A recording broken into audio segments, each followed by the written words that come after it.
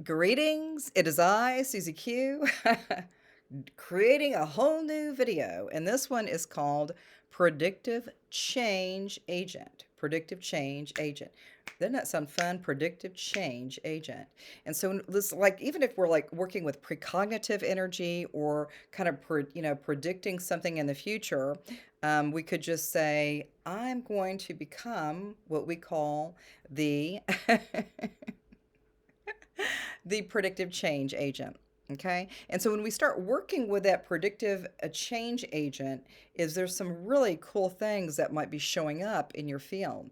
And so even like this morning, I just kind of got the word prediction and then there was change. So sometimes there's a prediction that's coming up, but then there might be a slight pivot or a change, and then I become an agent of that. I'm an agency with these beautiful, beautiful energies, right? Super fun. Predictive change agent is what we're working with today. I've got a few elements here with that. And one of them, the first agent, part of the agency is what we just call pure energy. And even over the last, like maybe a week ago, I was in a session in a seminar, holistic seminar, and I had this beautiful doctor and formulator. He's wonderful, and he just said, you could do an injection to help a person, you could do some adjustments, you might do some other type of work, or you could just, I'm going to say it, I'm going to say it, I'm going to say it. You could just call in the energy, right? And it could be called energy. You could name it. I just, work with energy, right? But you could call it God or source or the cat down the street or blue or green or whatever.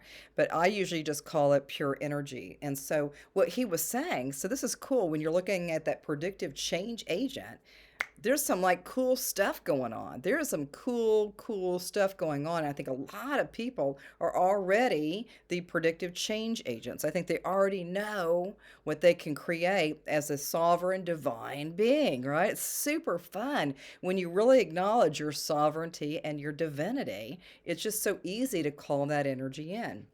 So he said, if there's something going on, there's something that you need to do, then you can call the energies in. Because sometimes people we're always thinking, well, I just want to have it running all the time, but it's not necessarily the right thing to do. Is to have all of the energy pouring in all the time, just when you're hanging out or with friends, or maybe if you're going to sleep, maybe that energy may be just too powerful. But you can call in the energy. That's what he said. He said, if there's an event with the body or something else, you can call the energies in to do what they do. And you don't have to say, well, it was over here, and, whatever. You just go, energy, just do what you do. Do what you do. Do what you do. Just let it be, right? You just let it be because the energy is probably, let me just say this, the energy is a little bit smarter than us. Little humans, right? So we kind of feel like we're in charge, right? But the energy really will come in and assist. So that was one of the first pieces with the predictive change agent. Now we get the next one is called the ascending and the receding. Okay, so with that, you have like some things where things start coming in. Like an ascended experience might be really uplifting and be really, really perfect and amazing. And you feel like you're really like growing and gaining newer insights and having more beautiful expressions with the body, clearing some things even through, working with the energy. And then you're just acknowledging and all of these things. But what we're going to really focus on is on the receding of the energies. So we had the ascending and then we had the receding. And the receding for me is such a powerful place because sometimes people are holding on to stuff a little bit too long, a little bit too long. And it's like, it's okay to let it go. It is okay to let it go. So sometimes, we have these experiences where we feel like, I got to tell you a little story because it might help you. And the cat down the street and the color blue over there is like, go, team, go. Or you could just say, I'm not going to talk about it anymore. Receding is a really great consciousness or a bandwidth of frequencies that help assist us to create more space within our beautiful divinity, within our beautiful sovereign self. And so the more that we can recede some things that were from the past that might have been good, bad, or indifferent, but sometimes we don't need to continue to perpetuate any more of an overlay on the Akashic records. So, speaking of Akashic Records, I'm an Akashic reader. I also do quantum healing hypnosis technique. And all of that, we start getting guidance either from the Akashic Records or the QHHT work. Is we get this guidance, that's super juicy, super fun. But really, what we want to get from these things, especially if it's a past life, present life, or a future life, is we just want to get guidance for the person today.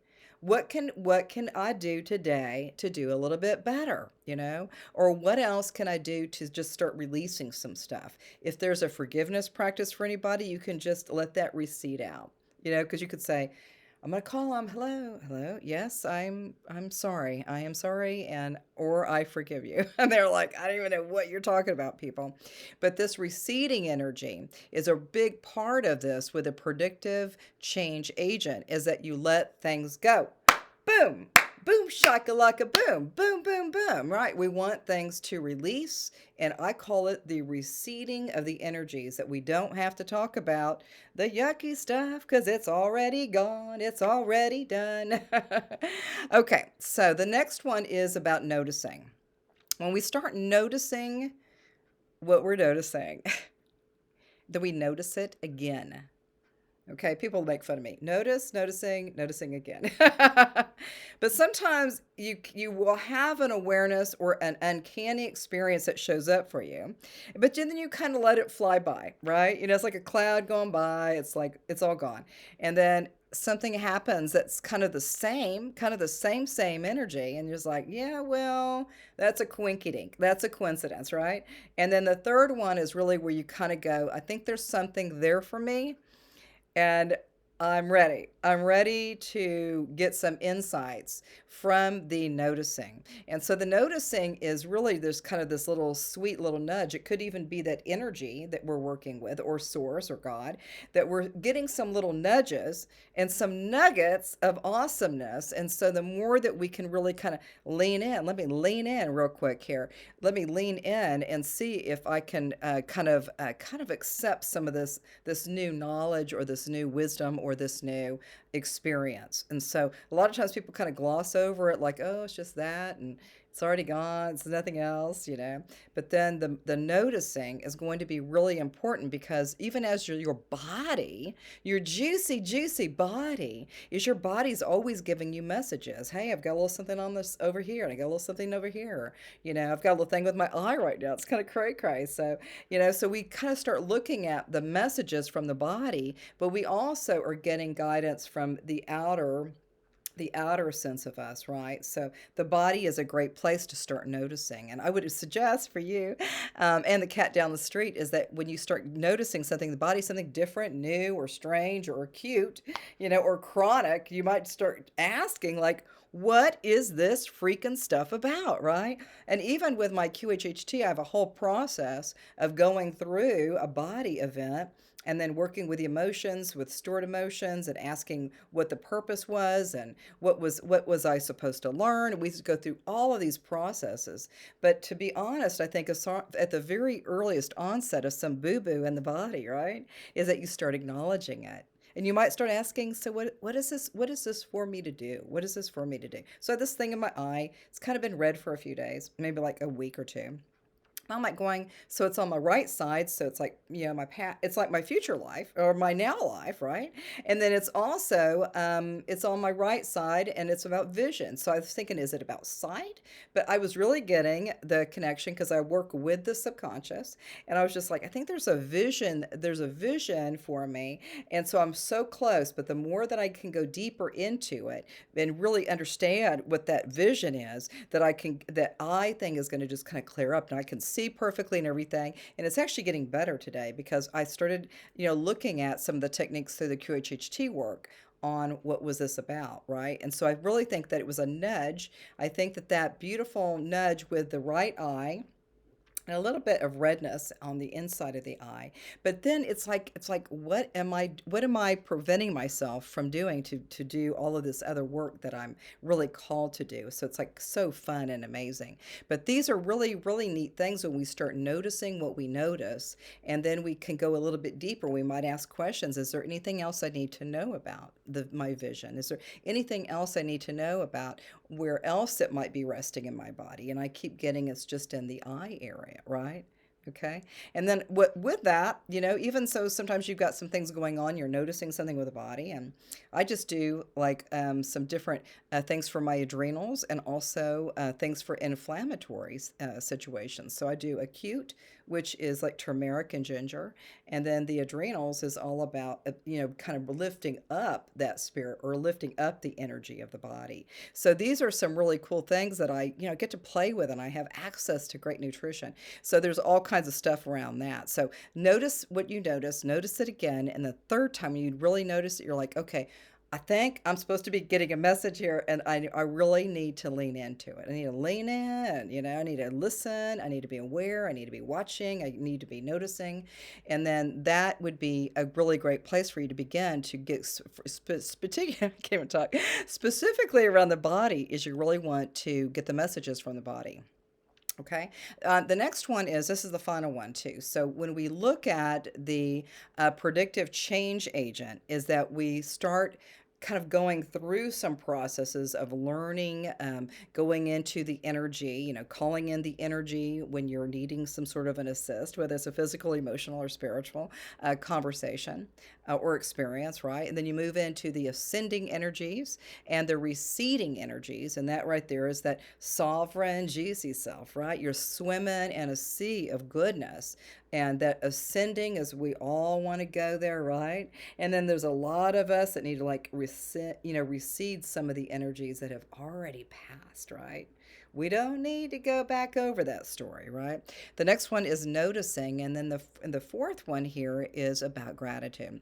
So just the gratitude, that feeling of thankfulness and gratitude and preciousness, and even with that gratitude of I love myself just as I am in all my beauty and all my magnificence, as we just begin to really acknowledge everything. I love the nature. I take these walks in the morning. It's super fantastic. There's birds and there's ducks and then there's cats and dogs and all living together.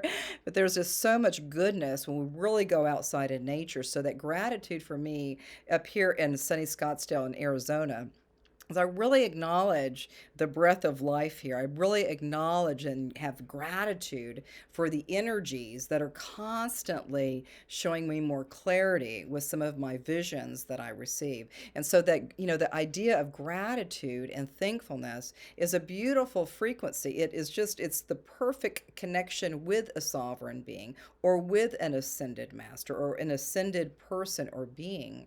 And sometimes I even look at like the little animals and I'm like, oh gosh, look at those two cute little kitty cats. They're ascended masters.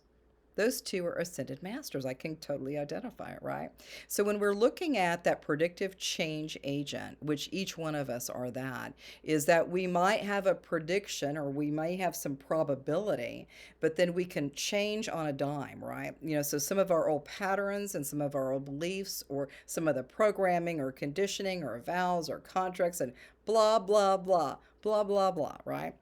Is that we'd like for all of that in essence, to recede because a lot of those things are old, old, old stuff.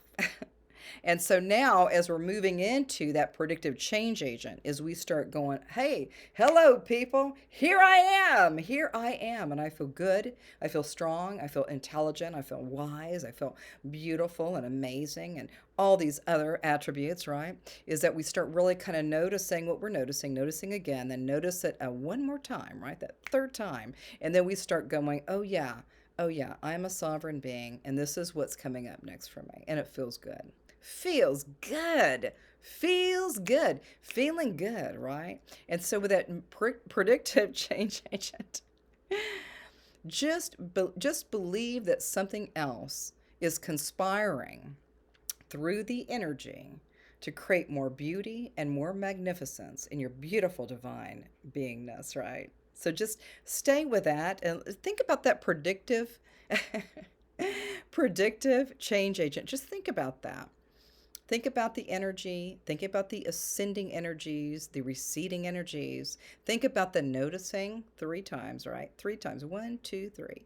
And then also think about the energies of gratitude. These are beautiful spaces to be in. So I think that's it for now. It's been super fun. And have a most beautiful day. And namaste.